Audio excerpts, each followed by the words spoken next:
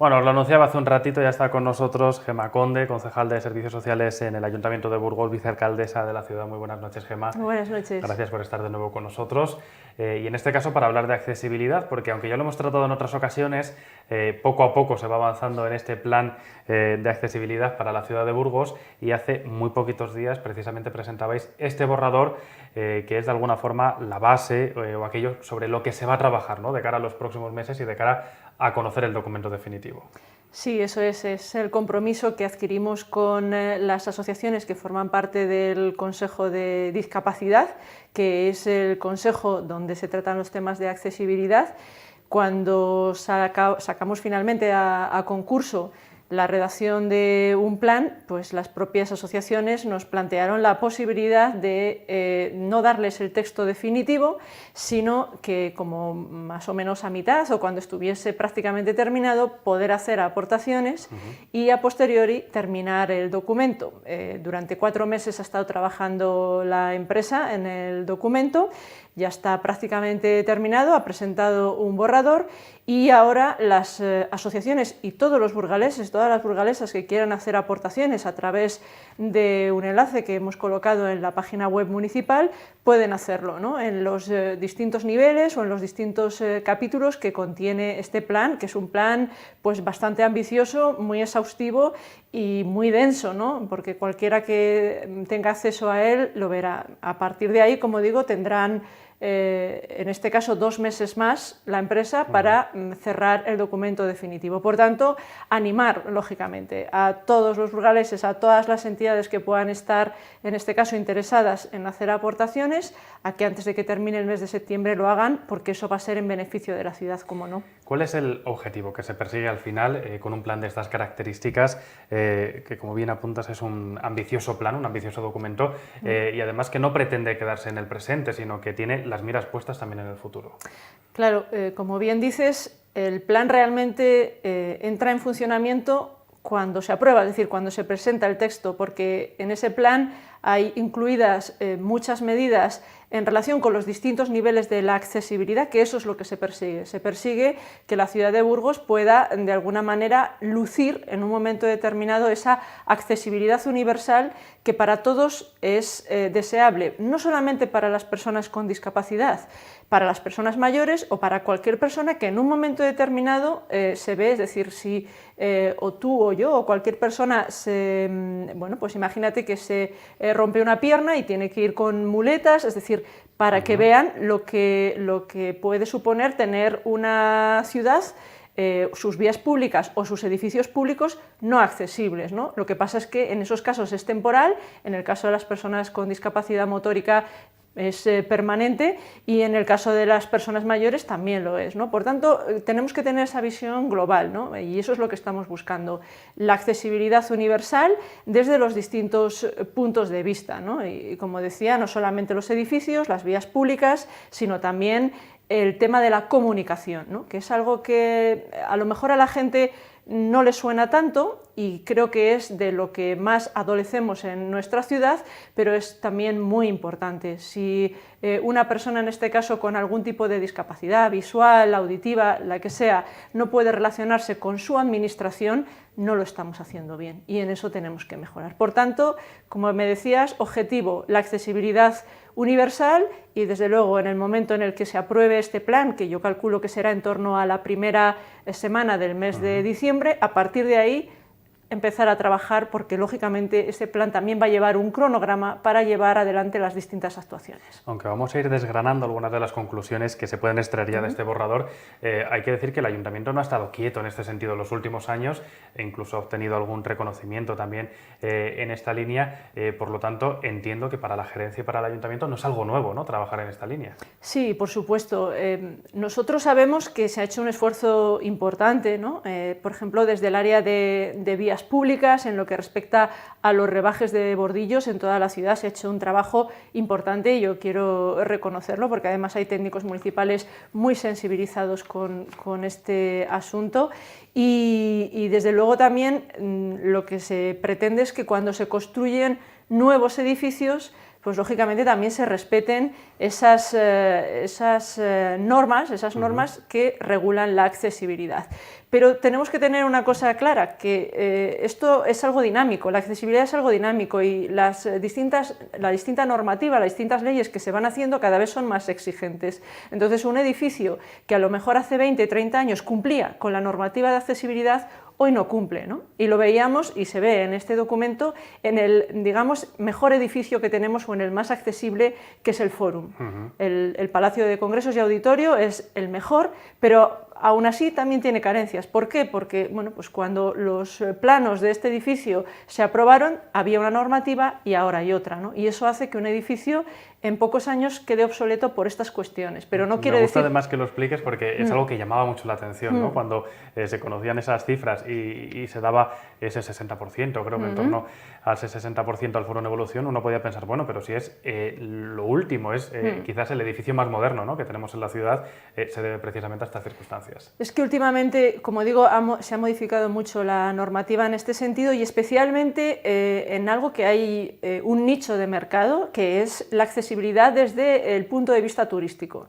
Y desde este punto de vista, como decía, hay muchas ya empresas que están poniendo el foco ahí porque, insisto, es un nicho de mercado, hay mucho que hacer y a veces es complicado, ¿no? Porque garantizar la accesibilidad en un edificio que puede ser más o menos moderno, pues bueno, es fácil de conseguir o relativamente fácil, pero garantizar la accesibilidad en edificios históricos donde bueno, pues la incorporación de esos elementos que garantizan la accesibilidad de alguna manera rompen con la propia estética del edificio, pues ya resulta más complejo, más complicado. Aún así, insisto, hay mucha gente ya pensando en ello y mucha gente trabajando en ello, ¿no? Y por eso, pues eso decíamos, el Fórum, ejemplo de accesibilidad, aunque con sus carencias. Y bueno, pues luego tenemos pues el arco de Santa María o tenemos el claustro... El arco de San Gil, por ejemplo, que decían, bueno, aquí tiene una puntuación muy baja, pero claro, hay que remontarse, ¿no?, a la época también. Claro, sí, tenemos, evidentemente, esa es la suerte también que tenemos, ¿no?, que Burgos es una ciudad eminentemente medieval en lo que respecta a su centro histórico y tiene pues muchos edificios de aquella época. Bueno, en aquella época la accesibilidad, en fin, cuando ni se existía, conozcan, ¿no? Todos estos datos en torno sobre todo a los edificios, por centrarnos en este apartado en primer lugar, la intención del Ayuntamiento es ir mejorando esa accesibilidad o teniendo en cuenta también esas limitaciones, sobre todo históricas o patrimoniales, habrán algunos en los que no se pueda actuar. Bueno, el propio plan lo que establece es un cronograma a 4 años para ir implementando todas y cada una de las medidas en los, bueno, digamos, los distintos capítulos que se establecen en él, ¿no? Relativo, pues como digo, a la parte de la comunicación, de las vías públicas, de los edificios, por generalizar un poco, ¿no?, en el texto.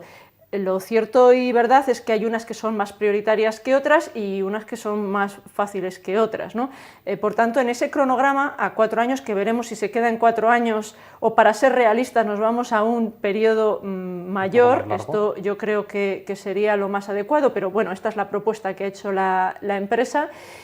En ese cronograma se plantea qué es lo más prioritario y, desde luego, pues se plantean posibilidades o propuestas para poder actuar, ¿no? Entonces, bueno, pues vamos a que se desarrolle y conforme al desarrollo pues veremos qué es posible y qué no es posible, ¿no?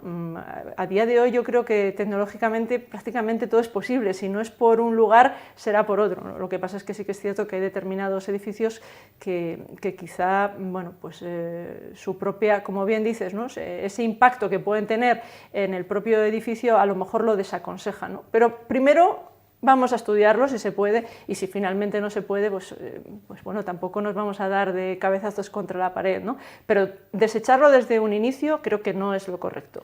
Uno tiende a pensar, y lo comentábamos hace tan solo un instante, que cuando habla de edificios municipales o habla de accesibilidad, habla de los bordillos, las escaleras, los ascensores o las barandillas, pero lo apuntabas, Gemma, la comunicación, todo lo que tiene que ver con esto, quizás es una asignatura pendiente y esto imagino que es algo que preocupa y en lo que hay que incidir, porque muchos no habríamos caído o no habríamos pensado en estas circunstancias hasta que no se tiene delante un documento de estas características. Sí, sí, eso es algo muy, muy importante y bueno, me consta también que desde el área de, en este caso, de nuevas tecnologías del ayuntamiento, es algo que ya nos habíamos planteado y que lo paramos para ver cuál era el resultado de este plan, pero que desde luego hay que retomar y es de alguna manera hacer la página web accesible, ¿no? Como la tienen en otros ayuntamientos, ¿no? Aquí no seríamos una novedad, ¿no? Desde luego, pero precisamente por eso, porque no somos una novedad, tampoco podemos ser los últimos, ¿no? Y en ello pues se ha venido trabajando y desde luego pues creo que esto lo va a acelerar, ¿no? Y no solamente eso, ¿no? Sino también, bueno, pues la atención presencial y, bueno, pues como digo, en todo lo que tiene que ver con la relación entre administración y ciudadanos es bueno garantizar esa accesibilidad universal porque si no estamos fallando estrepitosamente, ¿no? Y insisto, si hay una de las cosas que este plan pone de manifiesto es ese déficit total y absoluto o mayoritariamente en el ámbito de la comunicación con las personas que tienen algún tipo de barrera. Hay que decir que en esto, aunque el déficit sea grande, también Burgos ha hecho esfuerzos, a lo mejor no en edificios o en lugares concretos, pero por ejemplo en las fiestas sí que es habitual, ¿no? Ver ese lenguaje de signos en los actos principales. Yo no sé si para que la gente se haga una idea sería, bueno, pues extrapolar aquello que se vive en momentos puntuales a otros momentos dentro de una programación habitual o dentro de un edificio. Claro, pero es que la accesibilidad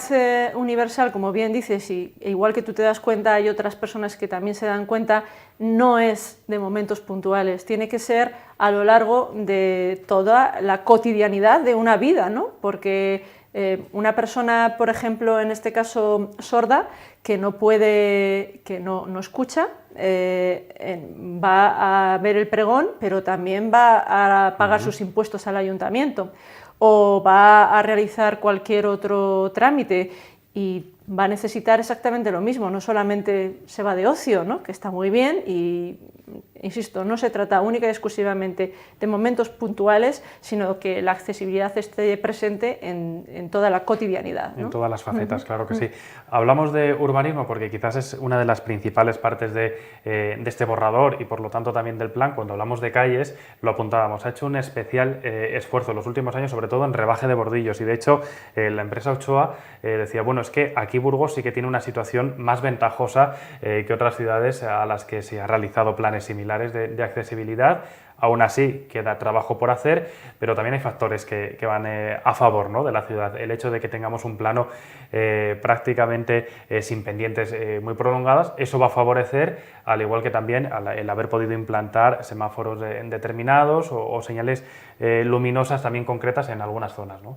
Sí, desde luego que eso ayuda, ¿no? Y evidentemente esta empresa Ochoa, que ha hecho, bueno, pues planes de estas características en muchas ciudades de España, lo ponía de manifiesto, ¿no? Quien conozca Toledo, por ejemplo, dice, pues no es lo mismo Toledo, que todos son pendientes, subidas, bajadas, especialmente en la parte histórica, que Burgos, ¿no? Y eso, pues lógicamente, facilita la accesibilidad, pero dado que tenemos esa parte, digamos, más desarrollada y más sencilla o más fácil por la propia, digamos, configuración de la ciudad, pues aprovechemos para en aquellas otras cosas que no lo tenemos tan fácil o no lo tenemos tan desarrollado, insistir, ¿no? Pero sí, desde luego hay que reconocer el trabajo que se ha hecho, porque eso ya lo hemos dicho. O sea, lo primero es aquello que está hecho y que tiene carencias, solventarlas, y en segundo lugar, a partir de ahora, de alguna manera, todo aquello que se construya nuevo, que no se construya con carencias, aunque, como bien hemos comentado anteriormente, a veces es difícil, ¿no? Porque conforme avanza la normativa hace que edificios que puedan ser muy recientes en pocos años se queden obsoletos desde el punto de vista de la accesibilidad, ¿no? Porque cualquiera diría, ¿no?, que el Fórum